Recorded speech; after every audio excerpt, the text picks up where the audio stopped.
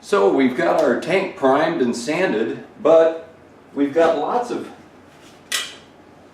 other little bits that we have to paint, and before we paint, we have to prep them for paint. Welcome to Urban Monk TV.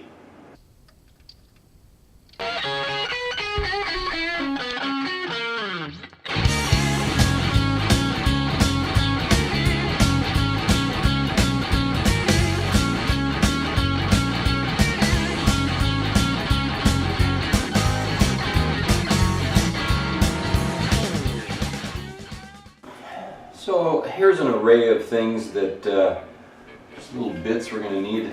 First thing I've got is this cover for the gas tank, and I've already got the Dremel out and removed some rust from this. So this is going to need to be painted in a similar paint scheme to the tank, because I am going to have some stripes that run up the middle of the, at least that's the vision for right now, that run up the middle of the gas tank, and those stripes I want to continue on to this cover.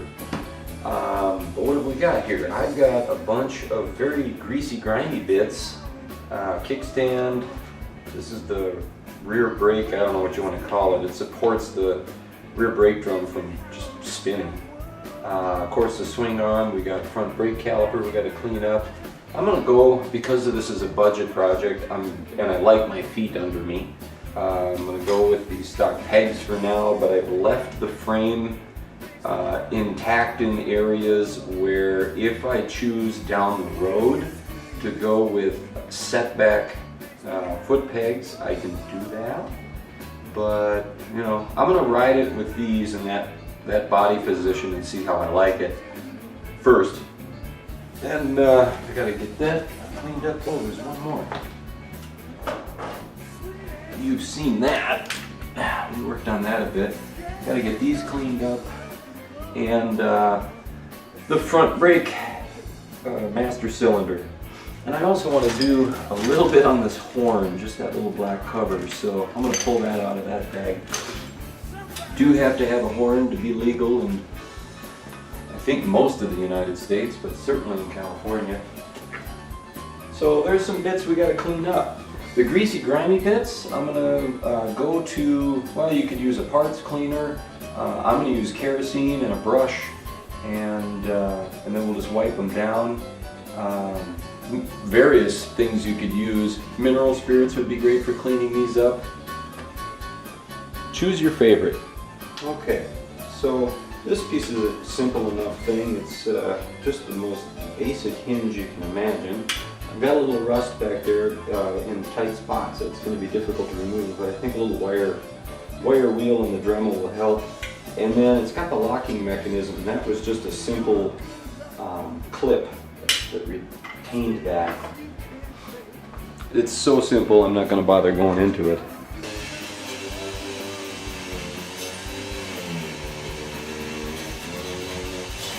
Some things that you come across in regular life that don't look like they'd be handy in the garage at first glance, but this is just a food tin.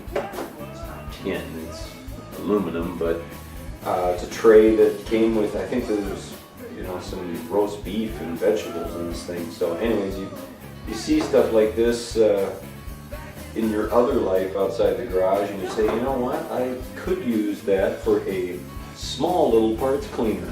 So I've just got kerosene in here. You could use mineral spirits if you don't have a big parts washer like I do, but frankly I'm not using the parts washer because California bans mineral spirits, and I'm not putting kerosene in a parts washer. That'd be too much of a fire hazard near my house. So, but for parts this size, like this kickstand, this is perfect.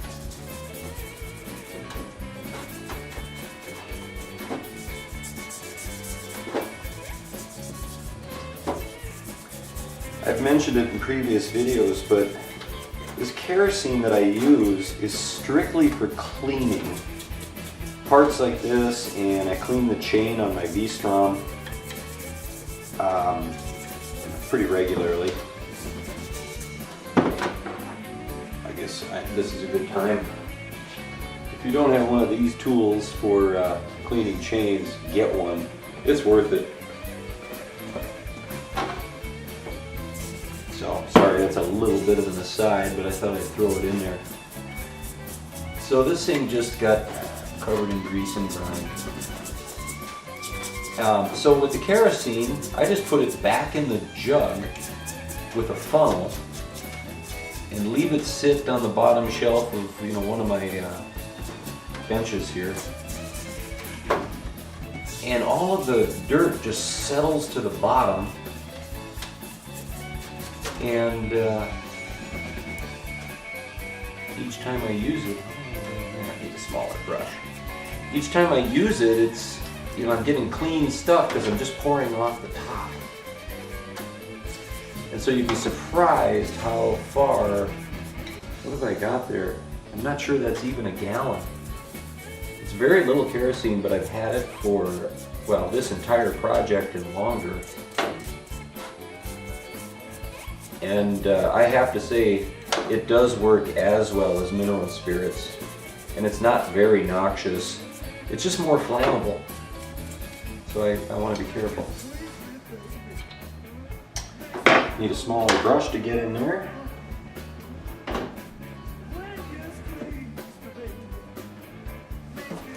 Nice to have these little pipe cleaner things around. Yeah, that's great. You guys saw this brush a lot when I was doing the engine, especially the cylinder head and the cylinders, all of those cooling fins. I guess my point with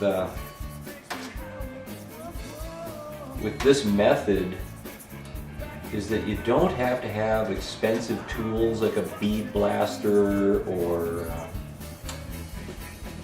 I've featured a little cheap sandblaster in this video series so far that I'm using on the frame. That was really cheap. But you don't even really need that. You can just take a slower method and get this stuff done on the cheap. And if there's one thing I want to convey with this project, it's that you don't have to go spending mountains of money to pull off a good project. And now that I'm done with this one, I'm wiping it down, but it still has a whole layer of kerosene on it. That the kerosene, is like, think of it as super thin oil. You don't want to just paint this down the road over that. So we got to remove the residual kerosene, and carb cleaner will work good for that, and then it just dries completely clean. So I'm going to just take this outside and spray it with some carb cleaner. So that really exposes for us then, once the grime and the dirt is gone, what we're dealing with as far as rust. A lot of surface rust here, but of course this is just a big chunk of steel, so we can wire wheel that off, or I might use that little sandblaster. But that's all got to go, obviously.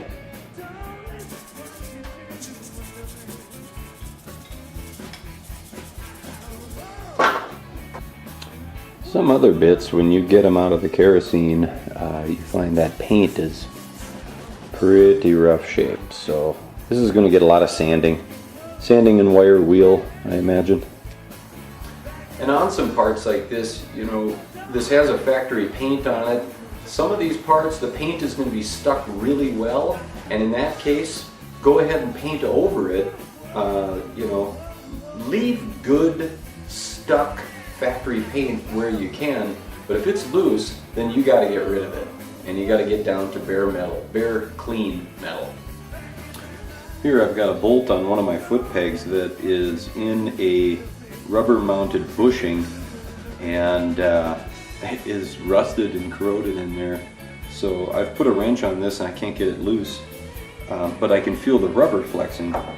Anyways, got to get that bolt out before we clean it. Move your green tea away from your penetrating, what are we going to call this, an oil? It's WD-40, so use your favorite, either WD-40 or PB Blaster, something there, and just let it soak. work on a different part. The rubber on these foot pegs is mounted onto this, well, the metal part of this foot peg so tightly that it's not coming off. And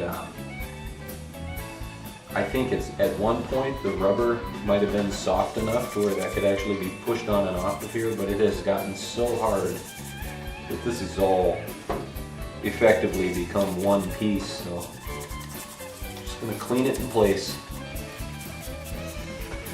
On pieces where you have rubber, like these isolating bushings in here, the kerosene will not harm that rubber, but carb cleaner does. Anything rubber, don't get carb cleaner on it. So we're going to have to find another more careful way to clean this kerosene off of this part.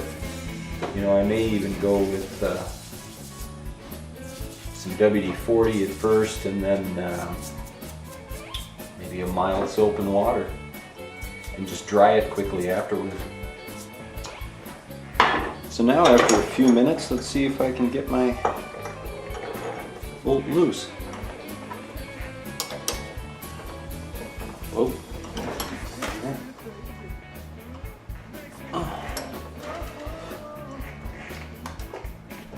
Not yet. Soak it some more.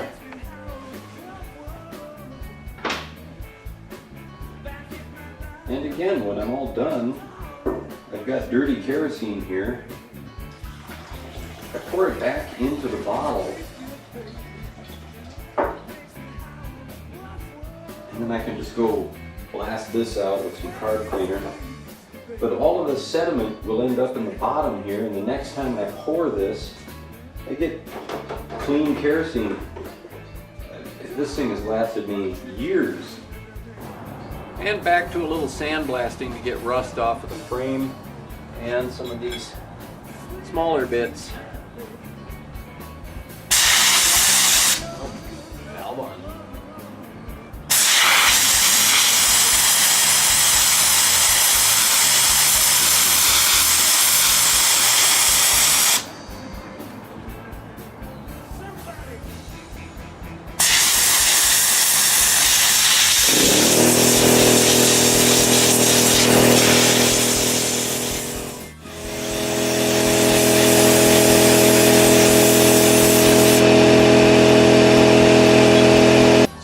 Sandblaster in all of the areas that are very difficult to get in with a grinder like this.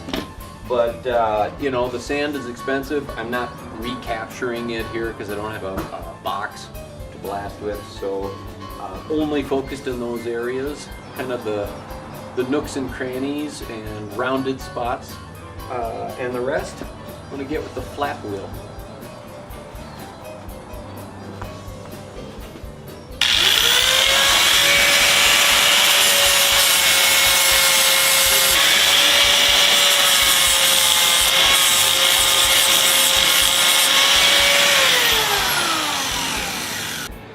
And when you're using a grinder like that, good to wear a glove, because even with a glove on, if that flap wheel catches you for a second, it'll go right through there pretty quick.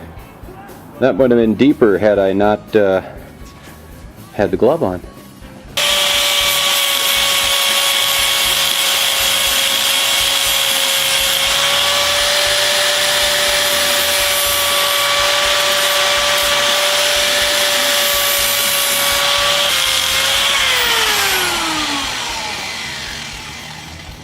With this piece, I just started removing the rust, and I just kept going until the whole thing was paint-free. So there's a little indentation here where I got to get in, and on this side, but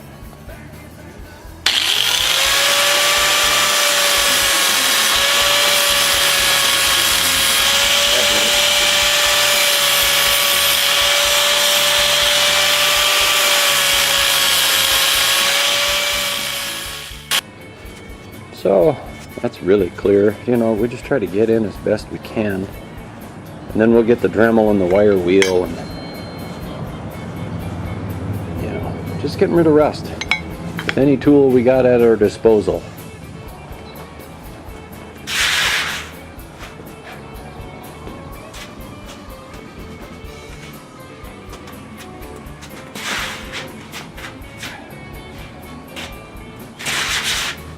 quite an ice rink.